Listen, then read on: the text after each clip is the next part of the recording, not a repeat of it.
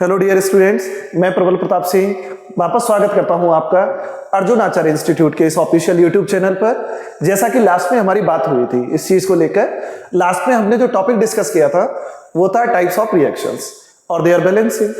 और उसमें लास्ट में जाते जाते अगर आपको याद हो तो हमने जो है एक क्वेश्चन आपके लिए छोड़ा था प्रैक्टिस के लिए, और मैंने कहा था कि आप कमेंट सेक्शन में जो है उसका आंसर लिखकर भेजें। आपके पॉजिटिव रेस्पॉन्स को देखते हुए बच्चों की डिमांडिंग बेस पर जो है हम लोग उसी चीज को फिर आगे बढ़ा रहे हैं। और उस क्वेश्चन को, जो क्वेश्चन हमारा छूट गया था या जो मैंने आपको प्रैक्टिस के लिए दिया था, मैं उसको बताता हूं। अगर आपने प्रैक्टिस की हो तो आप अपने जो क्वेश्चंस हैं उसका आंसर देखिए, है ना, कि आपने सही किया है या जो भी है आपकी कुछ मिस्टेक है तो वो भी आप नापिए। क्वेश्चन कैसे था आप देखते चलिए। क्वेश्चन था ये कि पेंटेन जो कंपाउंड गिवन है हमारा उसका हम कंबशन करा रहे हैं, है ना। याद करो आप, ऑक्सीजन की प्रेजेंस में हम लोग कंबशन कराते थे, और कंबशन में याद करो आप दो ही चीजें बनती थी, कार्बन डाइऑक्साइड और वाटर H2O। ये आप देख पा रहे हैं सेम चीज, कार्बन हाइड्रोजन से मिलकर हाइड्रोकार्बन, कंबशन कराओ CO2 बने और H2O बने। ठीक है, फिर हम क्या करते थे, याद करो हमारी ट्रेक है यहां से CHO, ये हमारी ट्रिक थी CHO साहब। अब इसमें क्या था, सबसे पहले कार्बन को बैलेंस करना। याद करो भैया, थोड़ा याद कीजिए वापस, चीजों को रिमाइंड कीजिए।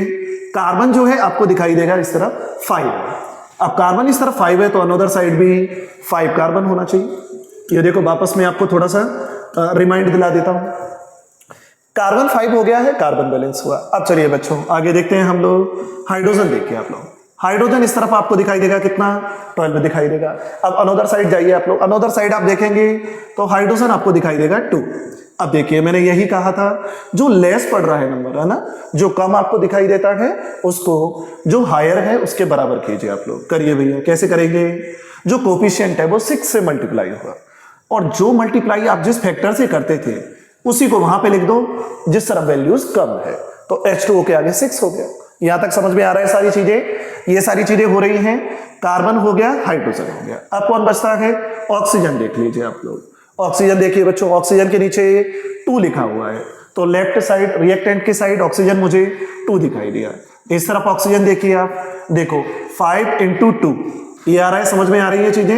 ये रहा 5 × 2 प्लस ये देखिए आप लोग 6, ये रहा, तो 10 + 6 आपको 16 होता हुआ नजर आएगा। इस तरफ 16 है, इस तरफ 2 है। अब आप देख लो जो कम हो रहा है उसको आप 16 बना दीजिए। कितने से मल्टीप्लाई, 8 से मल्टीप्लाई, ये हो गया हमारा, और उस 8 को लिख दीजिए आप यहां पर। तो अब आप अपना जो है वो क्वेश्चन का आंसर क्रॉस चेक कर सकते हैं मेरे इस इक्वेशन से कि भैया जो है आपने कैसे आंसर दिया और मेरा किस हिसाब से आंसर है। पेंटेन को जब ऑक्सीजन की प्रेजेंस में हम लोग जला रहे हैं तो वो CO2 और H2O बना रहा है, लेकिन कितना, 8 मोल ऑक्सीजन लग रहा है, 5 मोल CO2 प्रोड्यूस हो रहा है, और 6 मोल जो है वो H2O प्रोड्यूस हो रहा है। तो इसे आप जो है अपना क्रॉस चेक कर लें। ठीक है बच्चों, ये चीज आप कर लें। अब इसी को आगे मैं करते हुए ये हमारा बैलेंसिंग जो है वो सेक्शन खत्म हो गया है। अब उसी में मैं आगे बढ़ते हुए आपको थोड़ा सा और बेसिक्स में, फाउंडेशंस में आगे बढ़ाता हूं, और वो है आपका टाइप्स ऑफ रिएक्शन।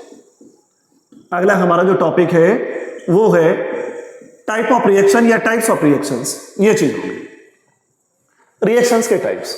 अब केमिकल रिएक्शन आप देख ही चुके हैं। क्या चीज आपने देखा है, आपने देखा कि रिएक्टेंट और प्रोडक्ट, इन्हीं के बेस पर रिएक्शंस को डिवाइड किया है।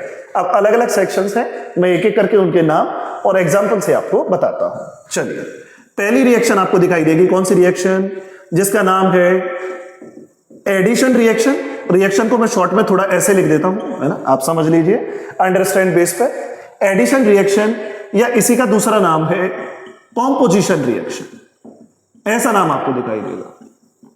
ये देख लीजिए आप लोग, ये स्पेलिंग आप देख सकते हैं, मैंने शॉर्ट टर्म यूज किया है इन चीजों के लिए। ये पहली रिएक्शन आई हमारी एडिशन या कॉम्पोजिशन रिएक्शन। अब इसे समझिए आप लोग, ये क्या चीज है, एडिशन या कॉम्पोजिशन रिएक्शन। देखो भैया, जैसा नाम है वैसा ही काम आपको दिखाई देगा। संयोजन अभिक्रिया हिंदी में, इंग्लिश में एडिशन, तो कुछ ना कुछ ऐड होता हुआ दिखाई देगा। अब बताओ लालाओ, ऐड कैसे दिखाई देगा आपको, ये यहां पर मैं इनकी फिजिकल स्टेट शो नहीं कर रहा हूं, मैं सीधे सीधे रिएक्शन लिख रहा हूं। देखो आप एग्जांपल से शायद आप समझ सकें। ये कि कार्बन और ऑक्सीजन की जब रिएक्शन हो तो कार्बन डाइऑक्साइड बने। ठीक है, अब ये इसका एग्जांपल क्यों है? एडिशन में ये होता है कि टू और मोर रिएक्टेंट, एक या उससे ज्यादा रिएक्टेंट, दो या उससे ज्यादा रिएक्टेंट हो, ये लोग तो देखो रिएक्टेंट तो आपको दिख रहे होंगे टू और इससे ज्यादा भी हो सकते हैं, लेकिन देखो प्रोडक्ट मिलकर कितना बन रहा है? सिर्फ एक। इधर देखो, एक और एक 11 हो गए जुड़कर, ऐसे एक और एक 2, ये हो गया, आपको दिखाई देगा। देखो रिएक्टेंट तो एक से ज्यादा है लेकिन प्रोडक्ट बन रहा है एक। ऐसा क्यों हुआ? कार्बन और ऑक्सीजन अपने आप में अलग अलग थे, अब देखो दोनों बाई जुड़कर क्या बन गए हैं? CO2 बन गए। तो ये इसका एग्जांपल हो गया है ना एडिशन का। तो क्या लिखेंगे? व्हेन टू और मोर रिएक्टेंट, जब दो या दो से ज्यादा रिएक्टेंट कन्वर्ट हो जाए किसमें? Single product. ये रहा सिंगल प्रोडक्ट, तो इसका नाम हो गया एडिशन। क्यों? कार्बन और ऑक्सीजन आपस में अपने आप को ऐड करते हुए नजर आ रहे हैं। और भी कई सारे एग्जांपल इसके हो सकते हैं, मैं अभी आपको सिर्फ एक एक एग्जांपल के थ्रू जो है वो समझा रहा हूं। ठीक है, और भी पॉसिबल है एग्जांपल। फर्स्ट टाइप हो गया एडिशन रिएक्शन। सेकेंड टाइप आइए आपका, सेकेंड आपको दिखाई देगा, या तो नाम लिखिए डीकॉम्पोजिशन, है ना, आपको दिखाई देगा। इसी का ऑपोजिट, कॉम्पोजिशन का अपोजिट डीकॉम्पोजिशन, ऐसा हो गया। या एडिशन है तो आपका जो है वो डीकॉम्पोजिशन नाम में चल जाएगा, ये दूसरा नाम है उसका, है ना। सब्सट्रैक्टिव रिएक्शन भी आप कर सकते हैं इसको, लेकिन इस नाम से ज्यादा जानते हैं, डीकॉम्पोजिशन रिएक्शन। ठीक है भैया, डीकॉम्पोजिशन, डीकंपोज का मतलब होता है टूटना, ब्रेक होना। अब ये देखो, आप कॉम्पोजिशन का अगर अपोजिट करेंगे तो डीकॉम्पोजिशन होगा।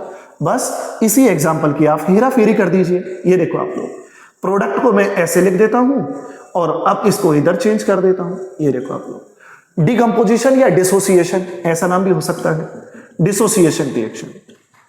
वैसे ये सही नाम रहेगा इसका, डिसोसिएशन, है ना। डीकंपोज का मतलब भी टूटना होता है, हालांकि वो बायोलॉजिकल टर्म्स है, आप ये वर्ड रखें, डिसोसिएशन रिएक्शन। ठीक है, डिसोसिएशन कैसे हुआ? ये देखिए आप लोग, CO2 C+O2, ऐसा हो गया। आपको कार्बन अलग हो गया, ऑक्सीजन अलग हो गया, टूट गए हैं। जो लोग जुड़ गए थे वो टूटकर एक दूसरे को डिवाइड कर गए हैं। ऐसे डिविडेशन को हम बोलेंगे कौन सा एग्जांपल? डीकॉम्पोजिशन। और आप देख सकते हैं इसमें कौन सा, ये देखो आप, कैल्शियम कार्बोनेट, ये आपने देखा होगा, इसको मार्बल बोलते हैं। जो संगमरमर है उसका फॉर्मूला कैल्शियम कार्बोनेट। जब इसको आप गर्म करोगे, याद करो, किसी कैटालिस्ट या किसी भी चीज को जिसकी प्रेजेंस में रिएक्शन होती है उसको हम ऊपर लिखते थे, ये रहा भैया। अब कैल्शियम कार्बोनेट को आपने गर्म किया, हीट किया, तो क्या चीज बनकर आ रहा है? कैल्शियम का ऑक्साइड प्लस कार्बन डाइऑक्साइड, ऐसा बनता हुआ आपको दिखाई देगा। तो फिर आप देखिए, एक तो प्रोडक्ट है और एक तो रिएक्टेंट है, ये रिएक्टेंट और टूटकर कितने प्रोडक्ट? 2 में। तो जब एक कंबाइंड जो चीज हो और वो जुड़कर टूटकर 2 लोगों में डिवाइड हो जाए, एक चीज 2 लोगों में टूट रही है ना, तो ये क्या हो रहा है? डिसोसिएशन हो रहा है या डीकॉम्पोजिशन हो रहा है, टूट रही है 2 पार्ट्स में, ऐसा हो। तो ये जो ऊपर है इसमें 2 लोग कंबाइंड होकर एक बनेंगे, इसी का उल्टा इसमें एक टूटकर 2 बनेगा। तो ऐसा आप समझें। ठीक है, ये एग्जांपल आपको समझ आए होंगे। अब आगे बढ़ते हैं प्रोसेस में हम, ये चीज चलिए आप लोग। 2 टाइप की रिएक्शन हो गई है, एडिशन हो गया है बच्चों, डीकंपोजिशन हो गया। आगे चलिए आप लोग, आगे आपको रिएक्शन दिखाई देगी थर्ड वाली, जो मैं लिख देता हूं यहां पर, है ना। थर्ड वाला रिएक्शन आप देख लीजिए, मैं थोड़ा सा कम यूज कर रहा हूं इस बोर्ड का, यहां पर देखिए, डिस्प्लेसमेंट रिएक्शन, है ना। ऐसा फिजिक्स में आपने टर्म्स पढ़ा होगा, ये डिस्प्लेसमेंट, कि अपनी जगह से खिसक जाना किसी चीज का, ये। अब डिस्प्लेसमेंट रिएक्शन कैसे होती है भैया? एक्चुअल में एक सीरीज होती है, रिएक्टिविटी सीरीज, है ना। हम लोग जब नीट में पढ़ा रहे होते हैं तो ECS नाम से, इलेक्ट्रोकेमिकल सीरीज नाम से पढ़ा रहे होते हैं। ECS, मैं थोड़ा सा आपको आइडिया दे देता हूं। इलेक्ट्रोकेमिकल सीरीज कैसे अरेंज है? रिएक्टिविटी के बेस पर अरेंज है ये चीज। रिएक्टिविटी कैसे से?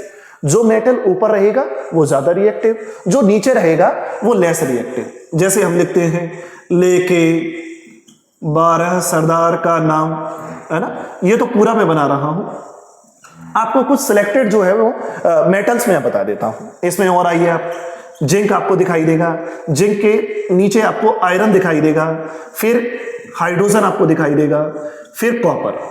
मैंने कुछ ही मेटल्स आपको लिखे हैं जिनसे आपका काम हो जाएगा, आपके रिएक्शंस का आपको आइडिया लग जाएगा। इलेक्ट्रोकेमिकल सीरीज या रिएक्टिविटी सीरीज हम इसे बोलते हैं।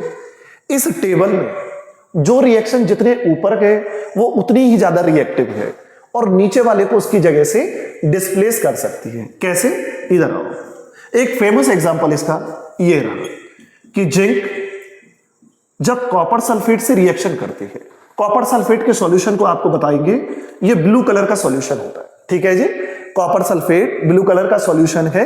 अब जिंक की रॉड, जिंक का कोई भी पार्टिकल हमने उसमें डाल दिया है, जिंक की रॉड इसमें डालने पर आप देखोगे क्या होगा, ये रिएक्शन देखो, ये रिएक्टिविटी सीरीज देखो आप, इसमें आपको दिखाई देगा जिंक तो ऊपर है और कॉपर उसके नीचे है, ये रहा Cu है ना, ये कॉपर। अब जिंक ऊपर है, इसका मतलब तो ये हुआ जो ECS या रिएक्टिविटी सीरीज में ऊपर है वो ज्यादा रिएक्टिव है और जो नीचे है वो लेस रिएक्टिव है। तो फिर होता क्या है, ज्यादा reactive metal, more reactive metal less reactive metal को उसकी जगह से डिस्प्लेस कर देती है। ये देखो आप, तो इसका ब्लू कलर भी गायब हो जाता है। देखो आप लोग क्या हुआ, जिंक ने कॉपर सल्फेट के साथ रिएक्शन की, जिंक ECS में ऊपर कॉपर नीचे, तो जिंक आप देखेंगे सल्फेट के साथ पहले कॉपर जुड़ा हुआ है, लेकिन अब देखिए बच्चों अब सल्फेट के साथ जिंक जुड़ा है, तो जिंक ने कॉपर को डिस्प्लेस कर दिया है, इसलिए रिएक्शन का नाम है displacement reaction. More reactive metals displace the less reactive metals, ये रहा। और अब इसका देखो, कॉपर सल्फेट का कलर अगर ब्लू है तो वो व्हाइट हो जाता है या उसमें कोई कलर जो है वो नहीं रहता। क्यों नहीं रहता? क्योंकि हमारे कॉपर ही हट गया है, कॉपर आयंस हट गए। तो ये बोर्ड का बहुत अच्छा क्वेश्चन है कि क्या रिएक्शन होगी जब कॉपर सल्फेट के अंदर आप जो है वो जिंक की रॉड डाल दोगे या जिंक का कोई भी पार्टिकल डाल दिया या कोई भी इलेक्ट्रोड डाल दी, तो ये रिएक्शन होगी। तो more reactive metal less reactive metal को उसकी जगह से डिस्प्लेस कर दिया है। इसी सीरीज में आप आगे देखोगे डिस्प्लेसमेंट का ही भाई दूसरा डबल डिस्प्लेसमेंट रिएक्शन, ऐसा नाम आपको दिखाई देगा। डिस्प्लेसमेंट तो हुआ ही, अब देखो आपको पता चल जाएगा, तो इसका नाम आप चाहो तो सिंगल डिस्प्लेसमेंट रिएक्शन भी दे सकते हो। ये देखो आप लोग, सेकेंड जो नाम लिख रहा हूं मैं इसी में, सेकेंड मतलब डिस्प्लेसमेंट का ही एक टाइप डबल डिस्प्लेसमेंट। अब एक्चुअल में डबल डिस्प्लेसमेंट में जो एग्जांपल आएगा, आपको नाम से तो पता लग ही गया, डबल का मतलब हो गया दो लोग आपस में एक दूसरे को डिस्प्लेस करते हुए नजर आएंगे। अब इसी को देखो मैं आप एक एग्जांपल और उस एग्जांपल को कितनी जगह में जो है वो यूज कर सकता हूं, कैसे? आइए आप, जैसे HCl का आप नाम जानते हैं, हाइड्रोक्लोरिक एसिड बोलते हैं। दूसरा आइए आप NaOH आपको दिखाई देगा भैया लोगों। देखो चीजें बहुत आसान है, आप अगर आसानी से पढ़ोगे तो, ठीक है। चीजें आपस में कनेक्टेड हैं, हम जो बता रहे हैं वो एक दूसरी चीजों को कनेक्ट करके ही बता रहे हैं। तो आप अगर कंटिन्यूअसली ये देखते रहेंगे तो हमें भी पॉजिटिव रेस्पॉन्स मिलेगा, तो हम फर्दर आपको और अच्छी चीज और अच्छे नोट्स या जो भी है और अच्छा जो है आपको प्रोडक्ट जो है प्रोवाइड करवाएंगे चीजें। HCl NaOH, इन लोगों की रिएक्शन हम देखोगे आप। देखो मैं कैसे बताता हूं इस चीज को, पहले H plus Cl minus Na plus OH minus, ऐसा हुआ।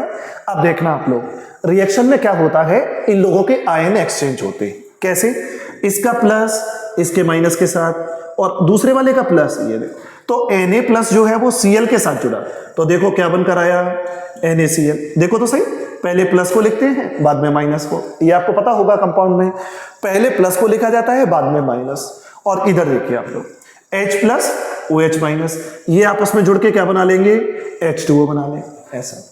अब आप कहोगे सर ये तो हमें कुछ देखा हुआ सा लग रहा है, ये एग्जाम्पल तो हमें देखा हुआ सा, कहाँ पे? ये एग्जाम्पल आपने देखा होगा इस टाइप की रिएक्शन में, न्यूट्रलाइजेशन रिएक्शन। ये देखो आप लोग। अब सर ये कैसे बता दिया आपने? न्यूट्रलाइजेशन का मतलब होता है न्यूट्रल कर लेना। देखो जैसे आपने गाड़ी में गियर देखा होगा, न्यूट्रल मतलब ना आगे ना पीछे, बैलेंस बीच में, सेम चीज यहां पर। क्या चीज? ये देखोगे आप स्ट्रॉन्ग एसिड है ना, ये जो है वो प्रबल अम्ल है, और ये आप देखोगे स्ट्रॉन्ग बेस है। एसिड और बेस की रिएक्शन में आपको पता है सॉल्ट एंड वाटर बनते हैं। ये हो गया सॉल्ट, ये वाटर हो गया। अब सॉल्ट आपको दिखाई देगा, सॉल्ट बिल्कुल न्यूट्रल होता है। कैसे? पीएच के बेस पे भी मैं आपको समझाऊंगा आगे, अभी तो आप इतना समझ लें कि जो सॉल्ट होता है उसकी पीएच लगभग 7 के आसपास होती है, बेस जो होता है उसकी पीएच ग्रेटर देन 7 होती है, और एसिड जो है उसकी पीएच लेस देन 7 होती है। एसिड और बेस दोनों अलग अलग ज्यादा रिएक्टिव हैं, लेकिन आपस में जब रिएक्शन की तो एक दूसरे को कर देते हैं न्यूट्रल और बनाते हैं वाटर। वाटर की पीएच भी लगभग यही आती है 7 के आसपास, और सॉल्ट की भी यही आती है। इसलिए इसका नाम रख दिया न्यूट्रलाइजेशन, कि एसिड और बेस इन दोनों की रिएक्शन से सॉल्ट एंड वाटर बने, तो ये आपकी न्यूट्रलाइजेशन रिएक्शन। तो देखो मैं आपको वही कह रहा था, एक रिएक्शन जो है, एक से ज्यादा रिएक्शंस में हम एक ही एग्जांपल को चला सकते हैं। ये देखो आप, मैंने चला दिया है, न्यूट्रल हो गया है।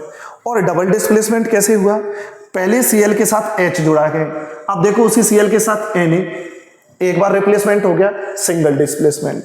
अभी OH के साथ Na जुड़ा है, अब OH के साथ H जोड़कर H2O बना रखा है, तो ये हो गया डबल डिस्प्लेसमेंट, है ना। तो दो लोगों को डिस्प्लेस कर दिया, इसलिए नाम कैसा रखा, डबल डिस्प्लेसमेंट। इसी को हम चला देंगे कौन सी रिएक्शन में, न्यूट्रलाइजेशन में, कि स्ट्रॉन्ग एसिड स्ट्रॉन्ग बेस की रिएक्शन सॉल्ट एंड वाटर बनाती हुई नजर आती है, वो कहलाती है बच्चों हमारे लिए न्यूट्रलाइजेशन रिएक्शन। ठीक है, इतने तक। देखो भाई, सिंपल सी बात है, अपने भविष्य के लिए आपको अपने ही मेहनत करनी पड़ेगी, चीजें बार बार रिवाइज, चीजें बार बार आपको देखनी पड़ेंगी, है ना। ये से फिर भी अगर आपको कोई प्रॉब्लम है तो आप हमें बताएं कमेंट सेक्शन में, हम लोग जो है उसे सॉल्व करके आप तक पहुंचाने की कोशिश करेंगे और पहुंचाएंगे ही। ठीक है, तो यही चीज और आगे देखते रहिए आप लोग। न्यूट्रलाइजेशन हो गया है, अब इसी में दो रिएक्शन और एक साथ आती हैं, उन दोनों को मैं एक साथ डिस्क्राइब कर देता हूं, है ना। जो भी टाइप नंबर है 6 या 7, वो दो अलग अलग रिएक्शन है। एक तो दिखाई देगा आपको एक्सोथर्मिक रिएक्शन, ठीक है, और दूसरा दिखाई देगा आपको एंडोथर्मिक, ऊष्मा शेपी और ऊष्मा शोषी रिएक्शन, ऐसा बोलते हैं हिंदी में। अब ये दोनों रिएक्शन को मैंने एक साथ क्यों समझाने का कोशिश किया है, समझिए आप लोग। एक्सोथर्मिक वो रिएक्शन होती है जिसमें हीट बाहर निकल जाती है, लिबरेट हो जाती है। जैसे चाय, देखो आप, चाय का कप आप सब लोग लेते हैं, चाय हम सब लोग पीते हैं, इंडिया सबसे टॉप पे है चाय कंज्यूमिंग में। अब देखो चाय जब हम लेते हैं तो वो गर्म है, लेकिन थोड़ी देर के लिए आप उसे रख दो तो धीरे धीरे आप देखोगे कि वो ठंडा हो गया है। ठंडा मतलब क्या हुआ, उसमें से हीट चली गई, तो वो एक्सोथर्मिक रिएक्शन है। जिसमें से हीट लिबरेट होती हो, है ना, हीट रिलीज होती हो, बाहर जाती हो, ये हीट रिलीज करती है, ऐसा एक्सोथर्मिक रिएक्शन। एंडोथर्मिक रिएक्शन में क्या दिखाई दे, एंडो को हिंदी में बोलते हैं ऊष्मा शोषी, मतलब एब्जॉर्ब करना। जैसे कि आप बाहर किसी भी आइस के क्यूब को, टुकड़े को रख दो, आप थोड़ी देर बाद देखेंगे कि आइस मेल्ट हो गया, बर्फ को बाहर रखो तो वो मेल्ट होकर पानी में कन्वर्ट हो जाए। अब ये कैसे हुआ, क्योंकि उसने बाहर के जो भी एनवायरमेंट है उससे टेम्परेचर को एब्जॉर्ब कर लिया। एब्जॉर्ब कर लिया मतलब वो हीट को एब्जॉर्ब करती हुई नजर आएगी, तो ये रहा हीट का एब्जॉर्ब करना, हीट एब्जॉर्ब होती है। तो ये दो रिएक्शन आपको ऐसे लिखनी है, एक्सोथर्मिक रिएक्शन जिसमें हीट रिलीज हो और एंडोथर्मिक रिएक्शन जिसमें हीट को एब्जॉर्ब किया जाए। अब कैसे रिएक्शन में कैसे पता लगेगा, एक जनरल एग्जांपल मैं आपको बताता हूं कैसे। इधर देखो, मैं नॉर्मल कोई रिएक्शन दे रहा हूं, पर्टिकुलर स्टैंडर्ड एग्जांपल नहीं है। जैसे A+B कोई रिएक्टेंट है और वो प्रोडक्ट बनाते हैं C+D, हमने कहा ठीक है। अब इसका पता कैसे लगे कि एक्सोथर्मिक है या एंडोथर्मिक है, इन चीजों को आप देखो। अगर मान लीजिए हीट, ये प्लस मैं यहां पे लिख देता हूं, अगर मान लीजिए हीट रिएक्टेंट के साइड है, क्या कह रहा हूं मैं, हीट रिएक्टेंट के साइड है, मतलब रिएक्टेंट ने हीट को एब्जॉर्ब किया तब प्रोडक्ट बना रहा है। तो हीट जब रिएक्टेंट के साइड लिखी हो तो हीट को एब्जॉर्ब किया जाता है बच्चों, तो वो टाइप कौन सा कहलाएगा, एंडोथर्मिक कहलाएगा, एंडो। और एक्सोथर्मिक आप देख सकते हैं एग्जिट वर्ड से बना है, एग्जिट का मतलब बाहर निकलना। कैसे दिखाएंगे भैया उस चीज को, कैसे, आप इसी को रिवर्स कर दो ना, रिवर्स कैसे, मतलब ऐसे। ये देखो जो हीट मैंने रिएक्टेंट साइड लिखी थी, अब वो किस तरह, प्रोडक्ट साइड, रिएक्शन हुई, प्रोडक्ट बना और हीट को बाहर रिलीज कर दिया, एग्जिट कर दिया, तो ये एग्जांपल किसका हो जाएगा, ये एक्सो का हो जाएगा। तो अब हम हीट से आइडिया लगा पा रहे हैं कि हीट अगर रिएक्टेंट के साइड है तो उसे एब्जॉर्ब किया जाता है, तो वो एक्सोथर्मिक होती है। वही हीट अगर आपके जो है वो प्रोडक्ट के साइड है और उस तरफ है, तो मतलब प्रोडक्ट में रिलीज हुई है वो चीज, तो हीट रिलीज हुई तो आपके जो है वो एक्सोथर्मिक रिएक्शन आपको दिखाई देगी। तो यहां तक मैं डिस्कस करना चाहूंगा इस चीज को, और भी टाइप्स ऑफ रिएक्शंस हम लोग कर लेंगे अगर आपके जो भी कमेंट्स हमें रिसीव होंगे। ठीक है बच्चों, तो आप इस चीज को देखिए और फिर बताइए कि आपकी क्या प्रॉब्लम्स या क्या चीज है। ठीक है, आज के इस सेशन के लिए थैंक यू बोल।